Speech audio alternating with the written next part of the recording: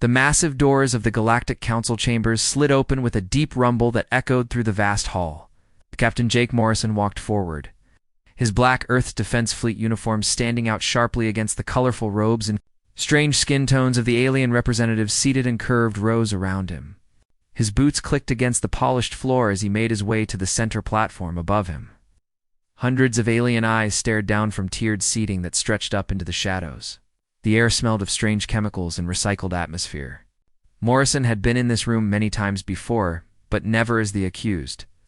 Always as Earth's defender, often as their savior. High Counselor Zethkar rose from his elevated throne. His reptilian features twisted in what Morrison had learned too, recognized as disgust. The Dominion leader's scaled hands gripped the edges of his speaking podium as he began to address the assembly. "We gather today to address the human problem," Zethkar announced, his voice carrying through hidden speakers to every corner of the massive chamber. "For too long, we have allowed these creatures to operate freely in our civilized space. Today, we correct this mistake." Morrison kept his face blank, though anger burned in his chest. Creatures, as if humans were nothing more than dangerous animals that had somehow learned to fly spaceships. Admiral Lisa Grant sat in the human delegation section, her gray hair pulled back in a tight military bun. She had served as Earth's primary diplomat for 15 years, fighting for humanity's place in galactic society. Now she watched as that work crumbled around her. "The evidence against humanity is overwhelming," Zethkar continued. "They are too violent, too unpredictable, too eager to solve problems with weapons instead of words. They have disrupted our peaceful way of life since the day they joined our council." A holographic display materialized above the chamber, showing footage from recent conflicts. Morrison recognized many of the scenes. Human ships engaging pirate fleets that had terrorized merchant vessels for months. Human marines boarding hostile alien vessels that council forces had been unable to stop. Human rescue teams pulling survivors from burning stations, while alien emergency services waited for proper authorization. "Look at how they fight," Zethkar said, pointing at the images. "No respect for proper military procedure, no regard for diplomatic solutions. They charge into battle like wild beasts, caring only for victory." Morrison wanted to speak, to defend his people, but the trial format did not allow for interruptions. He had to stand there and listen as his species was condemned for the very actions that had saved countless alien lives. The display shifted to show human colonies throughout council space. Busy mining operations, thriving agricultural worlds. Research stations pushing the boundaries of known science. But Zethkar painted them all as threats. "They multiply too quickly," the High Counselor declared. "They spread to every habitable world they find. They take resources that should be shared among all council species. They act as if the galaxy belongs to them alone." Murmurs of agreement rippled through the alien representatives. Morrison noticed that not all species were nodding along. The peaceful Meridians looked uncomfortable. A few of the smaller species that humans had helped in the past seemed upset by the proceedings, but they were vastly outnumbered by those who wanted humanity. Gone. Ambassador Helen Price, sitting near Admiral Grant, leaned forward in her chair. She had spent years building relationships with moderate council members, trying to bridge the gap between human and alien thinking. Morrison could see the defeat in her eyes as her carefully constructed alliances fell apart. "The final evidence," Zethkar announced, "comes from their own actions in the Vega sector incident." Morrison's jaw tightened. The Vega incident had happened 3 months ago, when a rogue alien faction had taken hostages on a civilian station. Council forces had surrounded the station but were afraid to act, worried about causing diplomatic problems with the faction's home government. Meanwhile, innocent people were dying inside. Morrison had disobeyed direct orders from the council, military command, and taken his ship, the New Frontier, and a small fleet of human vessels into the station. His Marines had ended the crisis in 4 hours, saving over 2,000 lives. But he had also killed the hostage takers, damaged council property, and embarrassed the alien military leadership. Captain Morrison acted without authorization, Zethkar said. He killed beings who might have been negotiated with. He destroyed Valuable station infrastructure. He showed complete disregard for council authority and proper procedures. This is exactly why humans cannot be trusted in civilized space. The hologram showed Morrison's face, as he had appeared before the military tribunal afterward. He had been cleared of all charges when the rescued hostages testified on his behalf. But the political damage had been done. We have tried to educate them, Zethkar continued. We have tried to teach them our ways of peace and cooperation, but they refuse to learn. They cling to their primitive instincts of violence and aggression. They make our galaxy less safe simply by existing in it. Admiral Grant stood up suddenly, her movement causing several alien guards to reach for their weapons. I request permission to address this council, she called out, her voice strong despite her age. Zethkar's scaled features showed annoyance, but council rules required him to allow the response. You may speak, Admiral Grant, but keep it brief. The decision has already been made.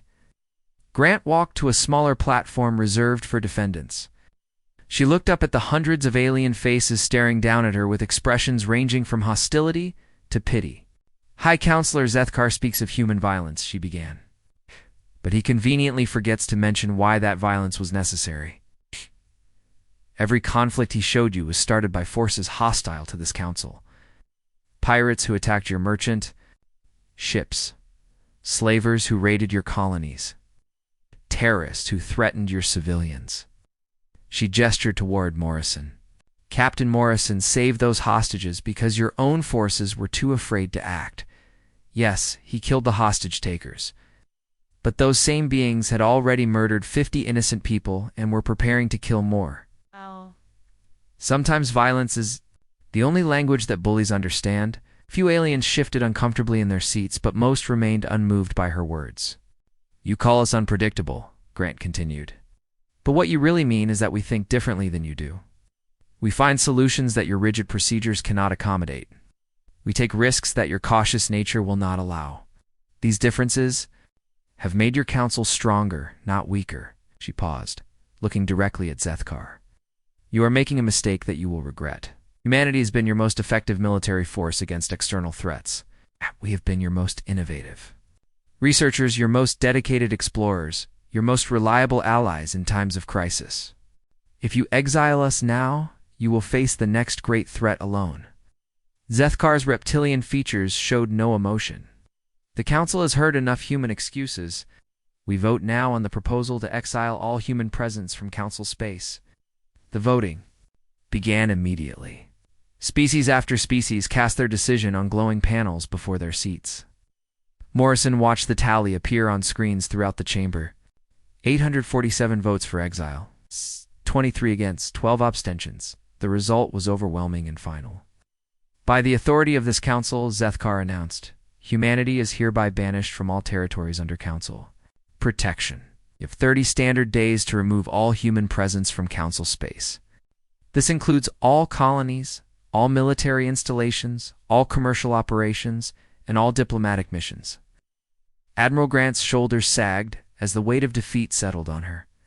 Decades of work destroyed in a single vote. Morrison felt no surprise, only a cold anger that settled in his stomach like a block of ice. He had expected this outcome from the moment he received his summons to appear before the council. The political winds had been shifting against humanity for years. Captain Morrison, Zethkar called out, you will personally oversee the evacuation of human forces from council space. Any attempt to delay or sabotage this process will be considered an act of war. Morrison nodded once, sharply. Understood, High Counselor. Earth will comply with your decision. As the council session ended and aliens began filing out of the chamber, Morrison caught Admiral Grant's eye, worn down by years of fighting political battles that could not be won with weapons or tactics. What do we do now? She asked quietly. Morrison watched the last of the alien representatives leave the chamber. Soon, humanity would be alone again, cut off from the galactic community they had fought so hard to join. We go home, he said simply, and we remember who our real friends are. Outside the chamber's massive windows, human ships were already gathering to begin the long journey back to Earth. The exile had begun. The last human transport ship cleared the outer marker of council space, exactly 29 days after the exile order. Captain Jake Morrison watched from the bridge of the New Frontier as the final refugee vessel joined the massive convoy heading toward Earth. Behind them, alien patrol ships maintained a careful distance, making sure no humans tried to turn back. President Amanda Torres stood in the Situation Room deep beneath the White House, staring at screens that showed the returning fleet. Over 3 million humans were coming home from colonies, trade stations, and military outposts scattered across the galaxy. Earth had not seen such a massive population movement since the great migrations of the 21st century. "The economic projections are bad," reported Finance Minister Carl Brooks, his voice tired from days of emergency meetings. "We lose 60% of our rare mineral imports overnight. Our tech sector depends on alien components we can no longer buy. Food production on Earth cannot support the returning population without massive changes." Torres rubbed her temples, feeling the weight of leadership pressing down on her. "What about the colonies in our own system?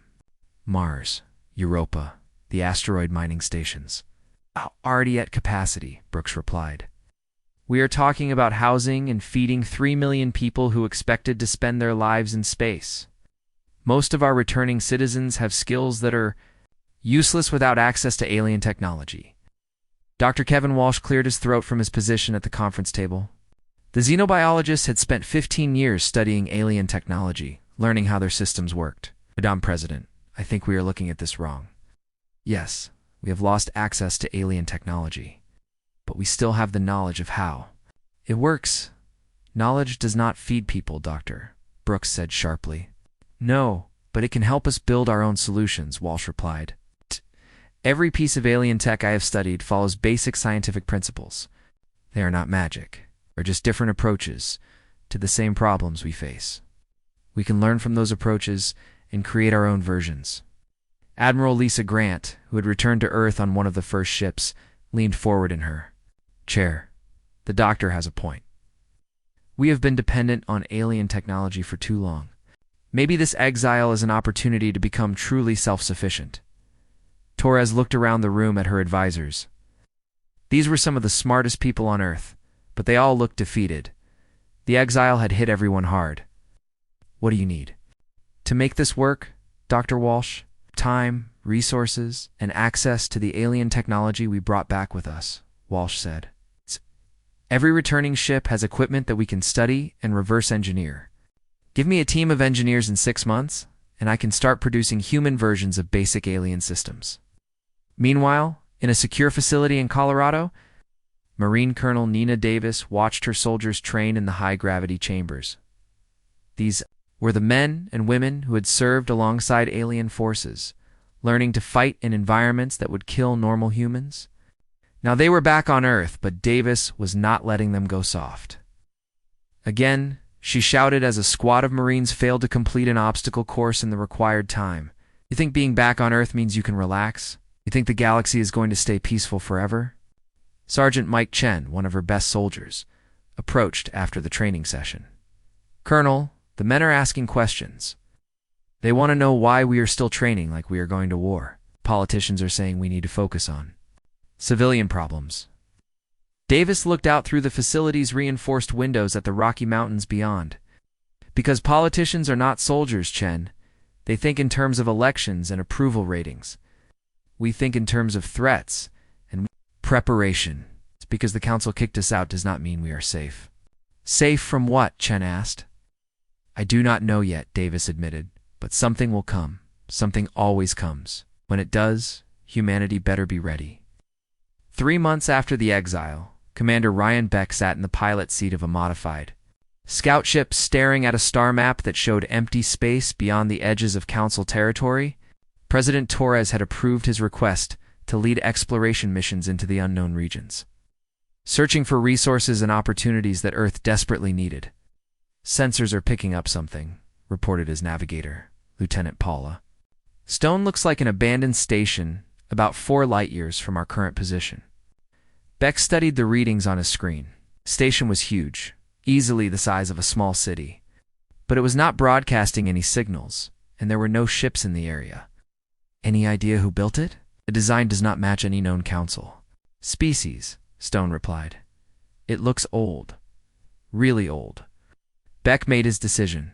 Set course for the station. Let's see what we can find. The abandoned station turned out to be a treasure trove of advanced technology. It had been built by a species that had died out thousands of years ago, leaving behind automated systems that still functioned. Beck's team spent 2 weeks documenting everything they found before returning to Earth with their data.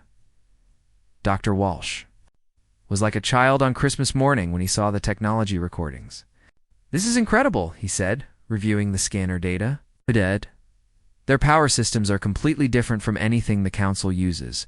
More efficient, more stable. If we can figure out how to build these, Engineer Ben Parker, who had been working with Walsh's team since the Exile began, nodded enthusiastically.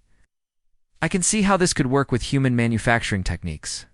We do not need to copy their methods exactly. We can adapt their principles to our own industrial base. President Torres watched the presentation with growing hope. For the first time since the Exile, she felt like humanity might not just survive, but actually thrive. How long before we can start production? Give us another 6 months, Walsh said. We need to run tests, build prototypes, work out the manufacturing process. But by next year, we could have our first generation of purely human advanced technology. The work was not easy. Earth's factories had to be completely redesigned to handle the new manufacturing processes. Millions of returning colonists had to be retrained for jobs that did not exist 6 months earlier. The economic disruption was massive, but gradually, the pieces began falling into place. Commander Beck continued his exploration missions, finding more abandoned installations and resource-rich systems that the Council had never bothered to investigate. Each discovery brought new opportunities for Earth's growing independence. Colonel Davis expanded her training programs, pushing human physical and mental capabilities to their absolute limits. Her enhanced Marines could now operate in environments that would challenge even the toughest alien soldiers. More importantly, they were learning to think and fight in ways that no alien military doctrine anticipated. The old ways are gone, Davis told her senior staff during a planning meeting. We cannot rely on alien allies or alien technology. We have to become something new, something that can stand alone if necessary. 1 year after the Exile, President Torres stood before a joint session of Congress to deliver her annual address. The chamber was packed with representatives who had lived through the most challenging period in human history since the world wars of the 20th century. When the Galactic Council exiled us, she began, they thought they were punishing us for being too different, too dangerous, too unpredictable. They were right about one thing. We are different. But that difference is not a weakness. It is our greatest strength. She gestured to a screen showing images of new human technologies, thriving colonies, and expanding exploration fleets. 1 year, we have achieved more technological advancement than in the previous decade. We have explored more new territory than any other species in Council history. We have built a society that depends on no one but ourselves. The applause was thunderous, but Torres was not finished. The Council wanted us gone because they feared what we might become. Today, I can tell you what we have become. We have become truly human. And that is something the galaxy has never seen before. Outside Earth's atmosphere, Captain Morrison's expanded fleet patrolled the system's borders. Ships were sleeker now, more advanced, incorporating the new technologies that Dr. Walsh's teams had developed. They bore little resemblance to the crude vessels that had limped home from Council space just 12 months earlier. Morrison studied the latest intelligence reports from Beck's scouts.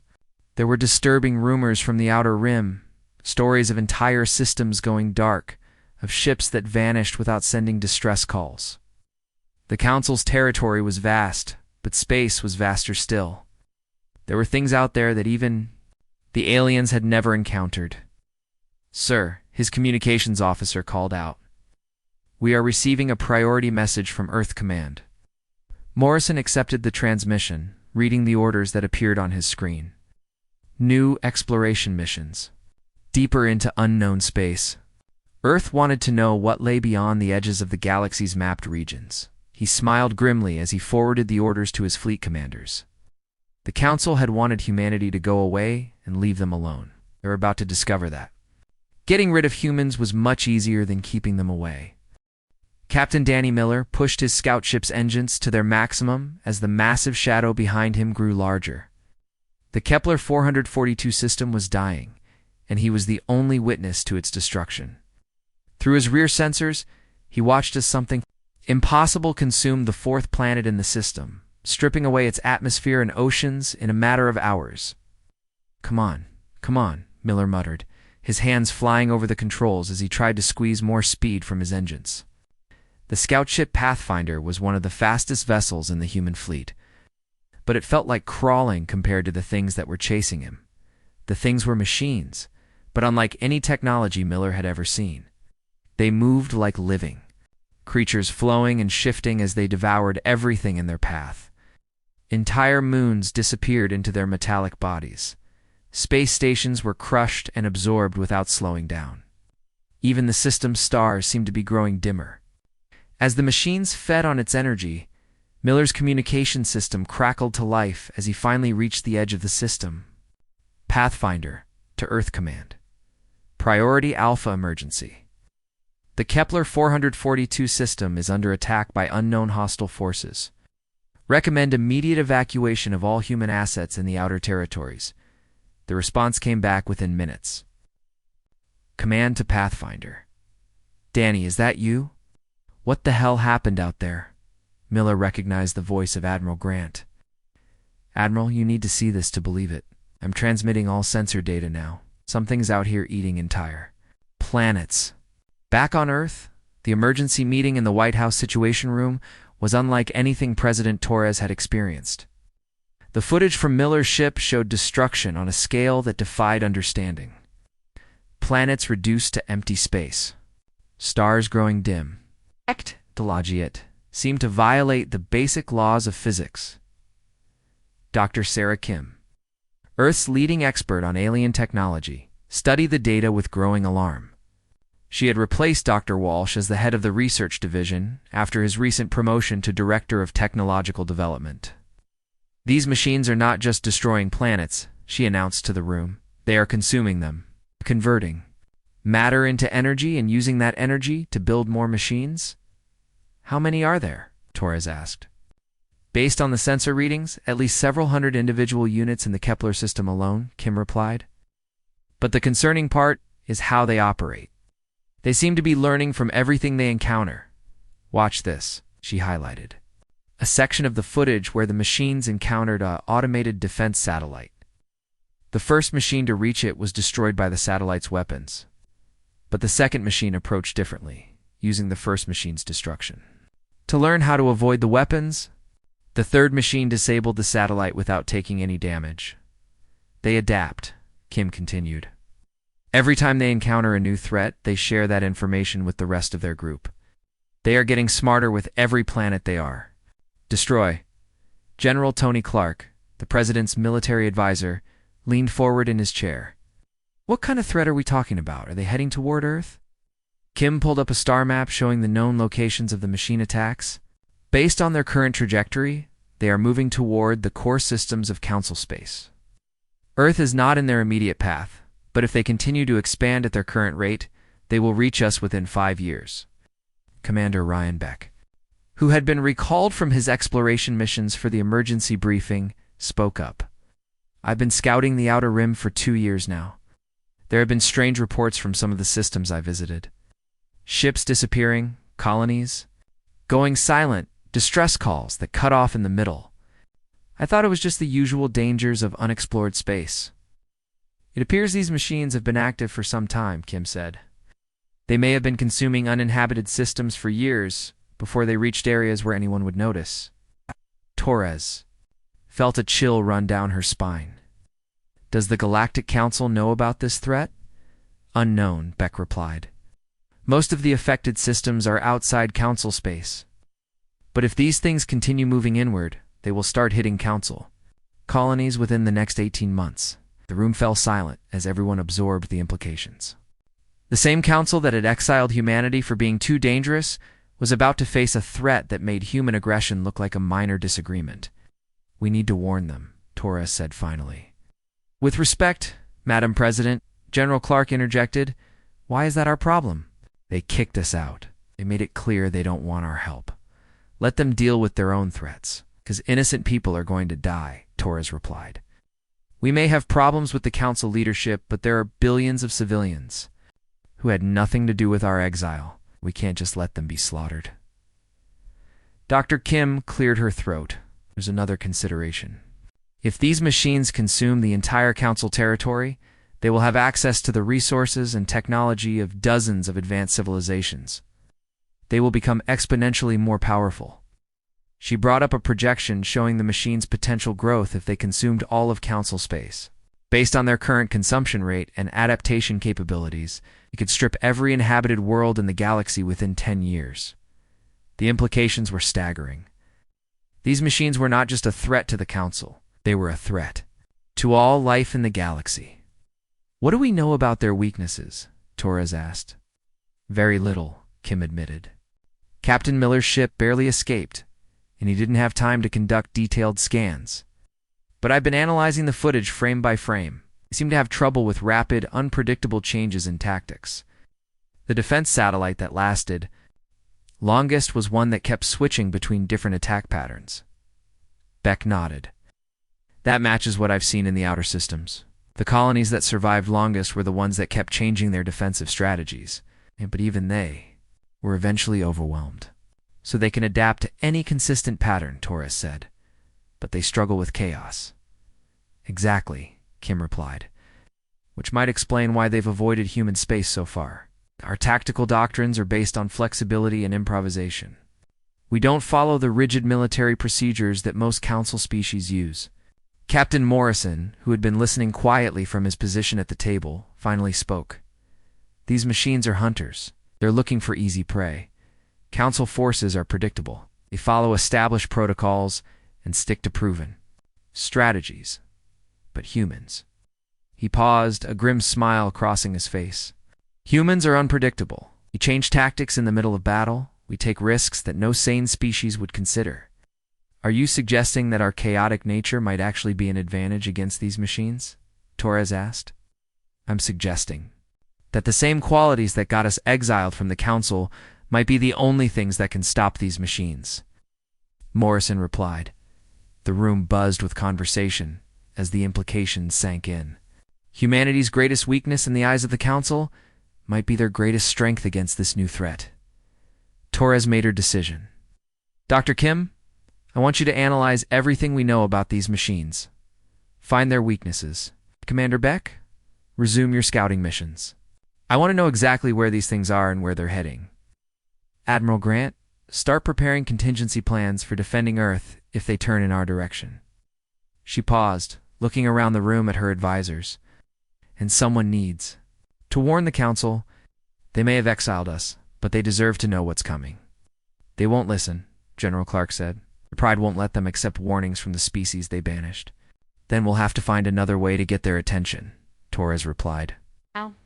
Because if we don't, there might not be a galaxy left to save. Oh. 3 days later, Ambassador Helen Price sat in a dingy bar on the border station of Nexus Prime 1.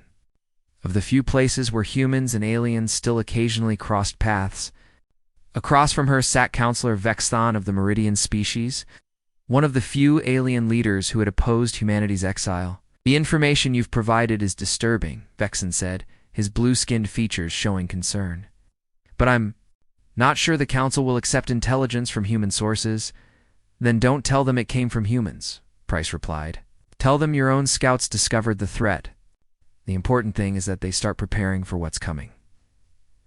Vexthon nodded slowly. I'll present the information to the Council, but I can't guarantee they'll take it seriously. High Counselor Zethkar is still celebrating humanity's departure. He's convinced that exiling your species has made the galaxy safer. Price finished her drink and stood to leave. He's about to learn that the galaxy is more dangerous than he ever imagined. And the people he exiled might be the only ones who can help him survive what's coming. As she walked away, Price couldn't shake the feeling that time was running out. The machines were coming, and the Council was completely unprepared for what they would face. Soon, their pride would be tested against a threat that cared nothing for politics or diplomatic protocols. The Devourers were hungry, and they were heading straight for the heart of galactic civilization. High Counselor Zethkar stared at the emergency report on his desk, his scaled hands trembling as he read the details for the third time. 3 Thalorian colony worlds had gone completely silent in the past week. The last transmission from Thelos Prime had been a garbled distress call that cut off in the middle of a sentence. "This cannot be accurate," he said to his aide, a nervous young Dominion named Krelter. "Entire planets do not simply disappear. The deep space monitoring stations confirm it," High Counselor Krelter replied. "All 3 systems show no signs of artificial electromagnetic activity. No power signatures, no communication signals, no life signs. It is as if they were never inhabited." Zethkar stood and walked to the massive window of his office that looked out over the council capital of Nexus Station. Ships from dozens of species moved in orderly patterns through the space lanes, following traffic control protocols that had kept the peace for centuries. Everything looked normal, peaceful, civilized. "Have we received any credible threat assessments?" he asked. Counselor Vexen submitted a report claiming that unknown hostile forces are attacking Outer Rim systems, Krelter said carefully. "But the intelligence sources are questionable." Zethkar's expression darkened. "Let me guess. Human sources. Report does not specify. But Vexen has been known to maintain unofficial contact with former human diplomatic personnel." "Typical," Zethkar muttered. "The humans are probably fabricating this entire crisis to trick us into letting them back into Council space. Deploy the 4th Fleet to investigate the Thylorian systems. Admiral Kethmer will determine what really happened." Meanwhile, in a secure communication center on Earth, President Torres watched the same reports that were reaching the Council. The difference was that Earth's intelligence came directly from Captain Miller's ongoing reconnaissance missions and had far more detail than anything the Council possessed. "The machines hit the Thalorian worlds exactly as Dr. Kim predicted," reported Admiral Grant. "They consumed the planets systematically, starting with the outer colonies and working their way toward the core worlds. The Council has no idea what they're dealing with." Dr. Kim pulled up a holographic display showing the machine's projected path through Council space. Based on their current trajectory and consumption rate, they'll reach the heavily populated Alterian sector within 6 months. That's over 50 billion civilians. "Any response from our warning through Vexen?" Torres asked. "None that we can confirm," Grant replied. "Intelligence suggests that Zethkar dismissed the information as human propaganda. He sent a fleet to investigate, but they're not prepared for what they're going to find." "Oh." General Clark leaned back in his chair, his expression grim. "Maybe we should let them learn the hard way. They wanted us gone. They can deal with their own problems." "Tony, we've been through this," Torres said firmly. "We're not going to let billions of people die because their leaders are idiots." "The status of our own preparations." Captain Morrison, who had been studying the tactical reports, looked up from his tablet. "Our defense grid around Sol System is nearly complete. The new quantum torpedo arrays are online, and Colonel Davis has trained strike teams ready for boarding actions if any of these machines get close to Earth. But we're still just guessing about their capabilities," Dr. Kim added. "We need real combat data to understand how to fight them effectively." Torres made her decision. "Captain Morrison, I want you to take a small fleet to the edge of Council space. Stay out of their territory, but monitor the situation. If their fleet engages these machines, I want detailed sensor readings of everything that happens." "And if the Council fleet is destroyed?" Morrison asked. "And we'll know exactly how dangerous these things really are," Admiral Kethmer commanded. The 4th Fleet from the bridge of his flagship, the massive dreadnought Sovereign Will. The fleet consisted of 1,200 of the Council's most advanced warships, representing the combined military might of 37 different species. It was the largest force ever assembled for a single mission. "Approaching the Thylos system now," reported his tactical officer, a methodical Zentharan named Veltash. Long-range sensors confirmed the absence of any artificial signals. Kethmer studied the readings with growing unease. He'd commanded fleets for 40 years, fighting pirates, rebels, and rogue states. But he had never seen anything like this. Where 3 thriving worlds should have been, there was nothing but empty space and debris. "Take us to the location of Thylos Prime," he ordered. As the fleet moved deeper into the system, the destruction became apparent. Thylos Prime had been a planet with over 8 billion inhabitants. Now there was nothing but a field of metallic debris orbiting where the world used to be. The debris moved in strange patterns, as if it was still organized somehow. Sir Veltash called out, his voice tight with concern. "The debris is moving toward us." Kethmer watched in horror as what he had taken for random wreckage began forming into geometric shapes. The metallic fragments flowed together like liquid, creating structures that defied understanding. Within minutes, hundreds of massive machines floated in space around the fleet. "All ships, battle stations," Kethmer commanded. "Unknown contacts are approaching. Prepare to engage." The machines did not respond to hails or warning shots. They simply moved toward the Council fleet with relentless purpose. When the first exchange of fire began, Kethmer thought his forces had the advantage. Council weapons tore through the machine formations, destroying dozens of the attackers. But the machines learned. The second wave approached differently. Using the wreckage of their destroyed units to shield themselves from Council fire, the third wave had adapted further, their hulls somehow modified to absorb energy weapons that had been effective minutes before. "They're changing their armor in real time," Veltash reported, disbelief clear in his voice. "Our weapons are becoming less effective with each engagement." Kethmer watched his carefully planned battle formations crumble as the machines exploited every tactical weakness. Ships that followed standard Council defensive patterns were destroyed first. Vessels that tried to maintain formation were surrounded and overwhelmed. The machines seemed to anticipate every move his forces made. "Fall back to the outer system," he ordered. "Prepare for emergency jump to Council space." But the machines were faster than Council ships.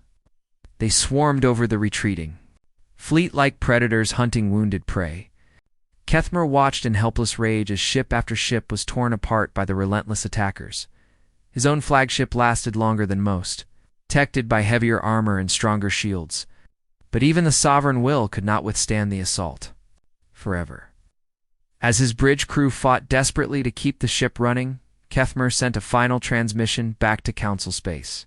"Fourth Fleet to Council Command. We are under attack by unknown mechanical forces. They adapt to our weapons and tactics in real time. Recommend immediate evacuation of all Outer Rim territories. These machines cannot be stopped by conventional means." The transmission cut off as the flagship's power systems failed. Of the 1,200 ships that had entered the Thylos system, fewer than 50 escaped to carry word of the disaster back to Council space. Captain Morrison watched the battle from his hidden position at the edge of the system, his ship's passive sensors recording everything. The new frontier was equipped with the latest human stealth technology, making it nearly invisible to both Council and machine sensors. "My God," whispered his tactical officer, Lieutenant Paula Stone. "They destroyed the entire fleet in less than 4 hours."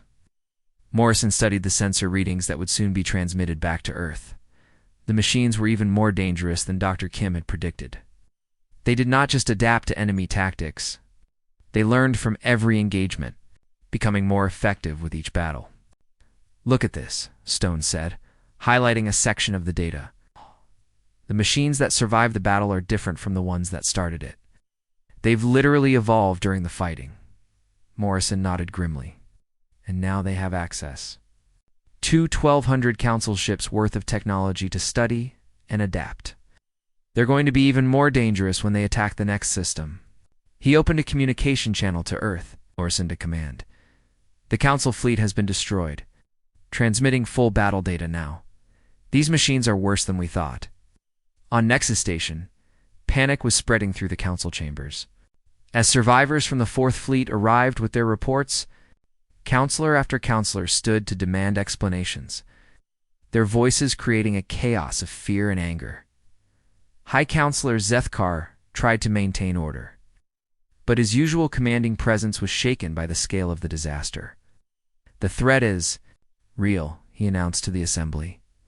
"We must prepare our defenses and warn all outer colonies to evacuate." Counselor Vexthon rose from his seat, his blue features showing a mixture of sadness and anger. "Hi, Counselor. We received warnings about this threat weeks ago. These warnings were ignored because they came from human sources." The chamber erupted in arguments as different factions blamed each other for the intelligence failure. Some demanded immediate mobilization of all Council forces. Others called for evacuation of threatened systems. A few suggested that it was time to reconsider humanity's exile. The emergency transmission from High Counselor Zethkar arrived at Earth just as President Torres was finishing her morning briefing. The message was short and bitter, stripped of the usual diplomatic language that normally filled Council communications. "The government of Earth, the Galactic Council, formally requests military assistance against the machine threat.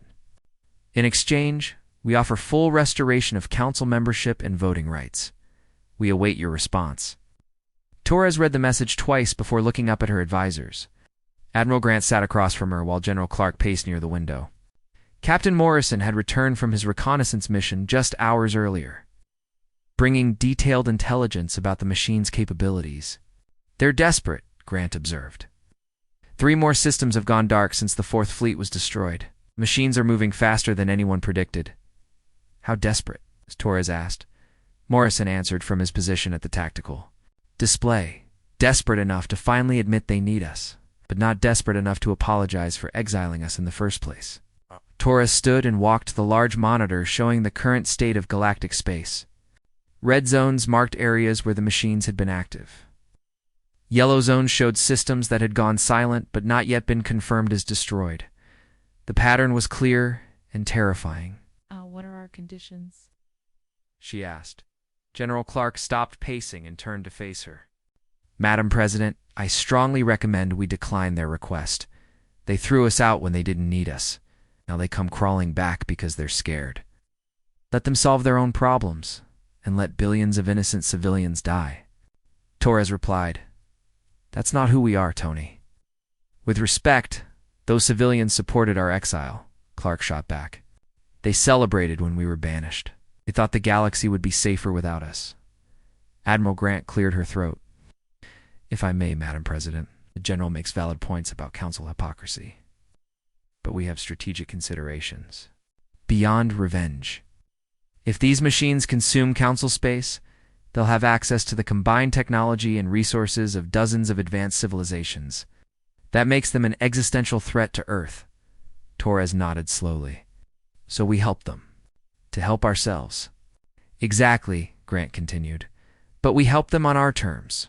We don't serve under Council command. We don't follow their tactical doctrines. We don't accept responsibility for their past mistakes." Morrison looked up from his display.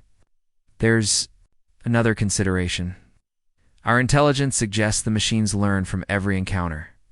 If we're going to fight them effectively, we need to do it differently than the Council has been trying." "How differently?" Torres asked. "The Council thinks. In terms of massive fleet engagements and overwhelming firepower," Morrison explained. "Their military doctrine is based on predictable formations and established tactics. That's exactly what these machines are designed to counter." He brought up footage from the destruction of the 4th Fleet. "Watch how the machines respond to each Council tactic. First contact, they lose ships because they don't know what to expect. Second engagement, they've adapted to Council weapons. Third engagement, they're anticipating Council maneuvers." Torres studied the battle recordings. "But humans fight differently. We improvise," Morrison said. "We change tactics in the middle of battle. We take risks that no rational species would consider. We don't follow the rules because we're too stubborn to learn them properly." General Clark finally smiled. "You're saying our chaotic nature is actually an advantage against these machines?" "I'm saying it might be the only advantage anyone has," Morrison replied. Torres made her decision. "Admiral Grant, draft our response to the Council.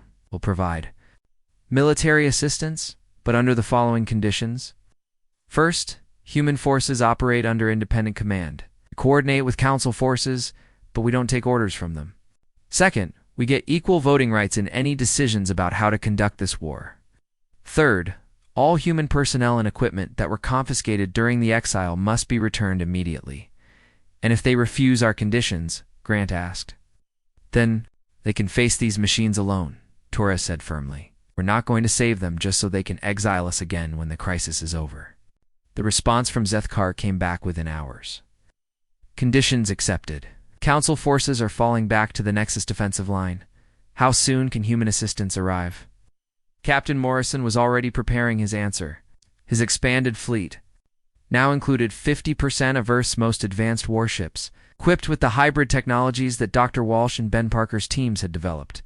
But more importantly, every ship was crewed by humans who had spent the past 2 years learning to think and fight independently. We can have an advance force at the front lines within 72 hours, he told President Torres.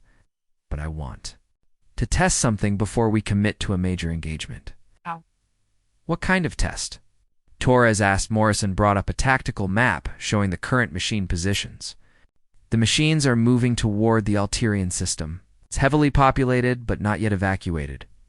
I want to take a small force and try something the Council hasn't attempted, which is skew operations, Morrison said.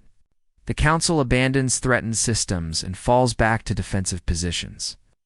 But what if we went in and pulled people out while the machines were distracted with planetary consumption? Admiral Grant frowned. That's incredibly dangerous.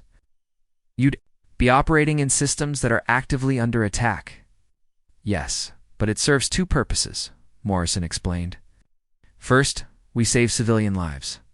Second, we get close-up intelligence on how these machines operate when they're focused on consumption rather than combat. Torres considered the proposal. It was risky, but it was exactly the kind of unconventional thinking that might work against an adaptive enemy. How many people are we talking about? The Alterian system has over 8 billion inhabitants across 4 worlds, Morrison replied.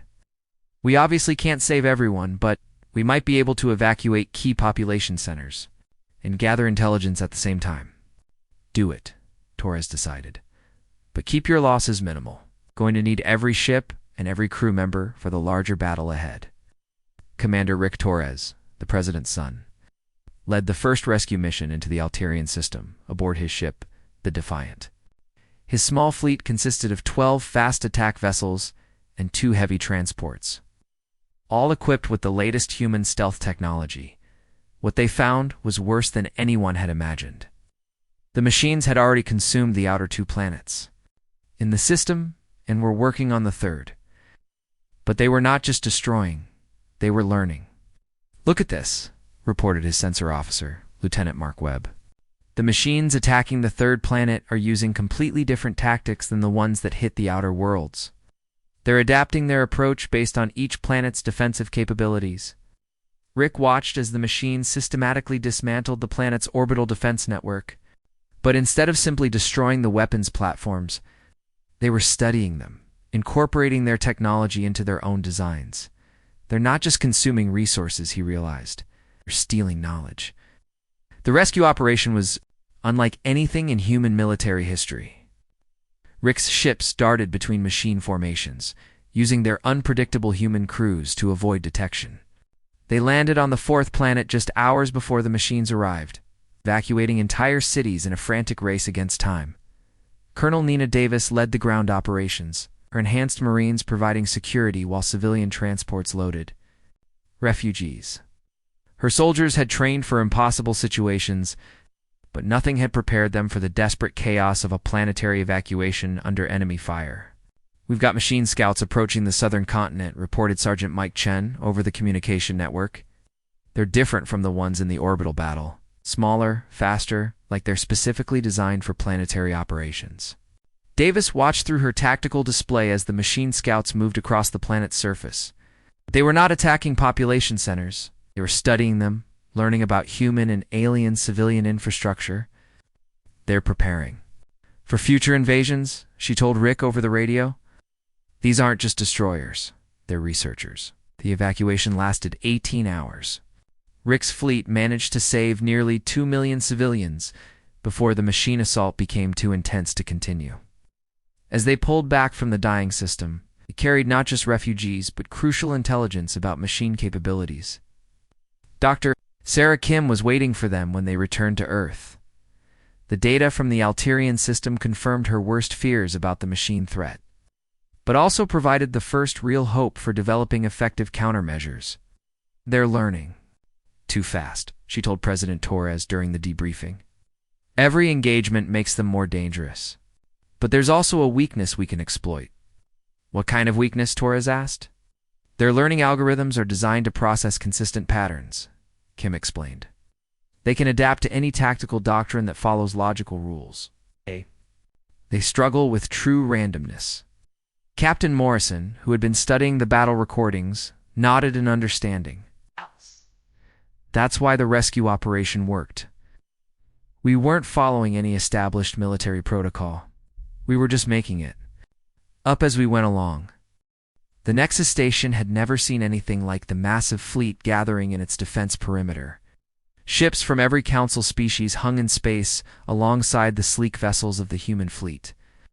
Their different designs creating a chaotic mixture of technology and doctrine, but this time the chaos was intentional. Admiral Lisa Grant stood on the bridge of her flagship, the Freedom's Edge, watching the final preparations for what everyone knew would be the decisive battle. The machine fleet was less than 6 hours away, and intelligence reports suggested they had grown to over 10,000. Individual units after consuming 3 more star systems. "Human fleet status report," she called out to her communications officer. "All 75 ships report ready for combat," came the reply. "Captain Morrison's strike force is in position. Colonel Davis's Marine units are standing by for boarding. Operations."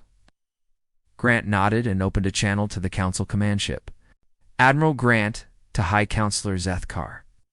Human forces are ready to begin the operation." Its response was stiff but cooperative. The crisis had humbled him, though his pride still showed in every word. Acknowledged Admiral Grant. "Council. Forces will follow the agreed battle plan. May fortune favor us all." The battle plan was unlike anything either military had ever attempted. Instead of the massive formation flying that Council doctrine demanded, the combined fleet would operate in small, independent groups. Each group would use different tactics, change strategies without warning, and coordinate through seemingly random signals that the machines could not predict. Dr. Sarah, Kim had spent weeks developing the theoretical framework for what she called tactical chaos theory. The idea was simple but revolutionary. Instead of trying to outthink the machines, it would confuse them with strategies that made no logical sense. Captain Jake Morrison commanded the most dangerous part of the operation, his strike force. Of 12 ships had one mission that seemed impossible. They had to penetrate the machine fleet, locate the command vessel, and disable its central processing system while the main battle raged around them. "Remember," Morrison told his captains over the tactical network, "we are not trying to win a conventional battle. We are trying to break their ability to learn and adapt. Every move you make should be unexpected, even to yourselves." Commander Ryan Beck, leading one of the strike groups, could not help but smile at the absurdity of it. "So our battle plan is to have no battle plan?" "Exactly," Morrison replied. "The moment we start following patterns, they will figure us out. Stay random, stay unpredictable, and stay alive." The machine fleet arrived exactly on schedule, their geometric formations moving through space with mechanical precision. But as they approached the defensive perimeter around Nexus Station, something unexpected happened. The Human and Council ships scattered in all directions, breaking apart into dozens of small groups that moved without apparent coordination. The machines paused, their adaptive algorithms struggling to process the chaotic deployment. In every previous battle, enemy fleets had maintained formation and followed predictable attack patterns. This was different. This was random. The first engagement began when Commander Rick Torres took his group of mixed human and alien ships directly into the center of the machine formation. His attack made no tactical sense. He was outnumbered 50-1 and had no backup plan. But that was exactly why it worked. The machines tried to respond with standard anti-formation tactics. But Torres was not maintaining a formation. His ships weaved through the machine fleet like individual fighters, each one following its own seemingly random path. The machines could not predict where they would go next because the human crews were making decisions on instinct rather than logic. "This is insane," reported his alien tactical officer, a nervous Thylorian named Kelvosh. "We should be destroyed by now." "Should be." Torres agreed, spinning his ship through a gap between two machine vessels. "But they do not know how to fight crazy people." Meanwhile, Captain Morrison's strike force was penetrating deeper into the machine fleet. They had identified the command vessel through its unique energy signature, but reaching it required passing through layers of defensive screens that adapted to every attack. Morrison's solution was to have each ship attack differently. The first ship used conventional energy weapons. The second used kinetic projectiles. The third used ramming speed. The fourth used electromagnetic pulse weapons. The fifth used a tactic that Morrison made up on the spot, firing their waste disposal systems at the machine shields. The machines tried to adapt to each attack, but by the time they had learned to counter one approach, the human ships had already moved on to something completely different. Colonel Nina Davis watched the space battle from the transport bay of her assault ship. Her enhanced Marines were ready for the most dangerous part of the operation. Once Morrison's strike force reached the command vessel, they would have to board it and fight their way to its central processing core. 8. Told her soldiers over the communication system. These machines learn from every encounter. Do not give them a chance to study your tactics. Stay mobile, stay unpredictable, and do not hesitate. The boarding operation began when Morrison's ship, the New Frontier, managed to attach itself to the side of the massive machine command vessel. Davis's Marines cut through the hull using plasma torches, creating their own entrance rather than looking for existing access points. Inside the command vessel, they found a maze of mechanical corridors and processing chambers. But instead of following standard assault procedures, Davis split her forces into tiny groups that moved through the ship using completely different routes and methods. Some Marines crawled through ventilation systems. Others blasted straight through walls. A few took the long way around through maintenance tunnels. One group even went outside the ship and cut through the hull from a different angle.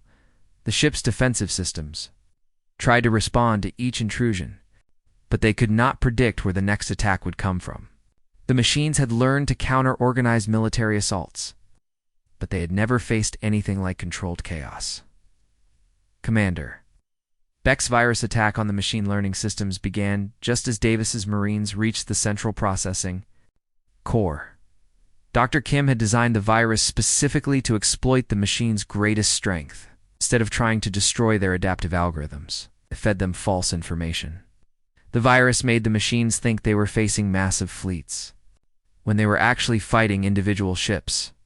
It convinced them that energy weapons were kinetic projectiles, and that retreating ships were actually advancing. Most importantly, it made them believe that random human actions were part of carefully planned strategies. The machine fleet began to tear itself apart as units responded to threats that did not exist and ignored real attacks that their compromised sensors could not properly identify. Ships that had been perfectly coordinated minutes earlier started firing on each other as their communication systems received corrupted data. In the midst of the chaos, Davis and her Marines reached the command vessel's central core. What they found was a massive crystalline structure that pulsed with energy. But instead of trying to destroy it with explosives, Davis made a decision that surprised even herself. She ordered her Marines to start hitting it with hammers. The crude physical assault on the sophisticated processing system was so unexpected that the core's defensive systems had no response programmed for it. Advanced alien technology and human engineering had failed to penetrate the core's defenses, but simple human stubbornness, with primitive tools, proved effective. As the command core began to fail, Machine Fleet lost its coordination entirely. Individual units tried to continue fighting, but without centralized control. They reverted to basic programming that human unpredictability could easily exploit. The battle ended not with a massive explosion or dramatic final confrontation, but with machine ships simply shutting down as their command network collapsed. One by one, the geometric formations broke apart and drifted powerless through space. High Counselor Zethkar watched the aftermath from his command center. his scaled features showing a mixture of relief and bewilderment. The most advanced mechanical threat in galactic history had been defeated by tactics that violated every principle of civilized warfare. Admiral Grant received the surrender of the remaining machine forces 12 hours after the battle ended. The few units that retained basic functions seemed incapable of learning or adapting without their central command system. They had become nothing more than sophisticated scrap metal. President Torres received the victory report while meeting with the reformed Galactic Council. The political landscape had changed dramatically during the crisis. Species that had supported humanity's exile were now calling for full restoration of human rights and privileges.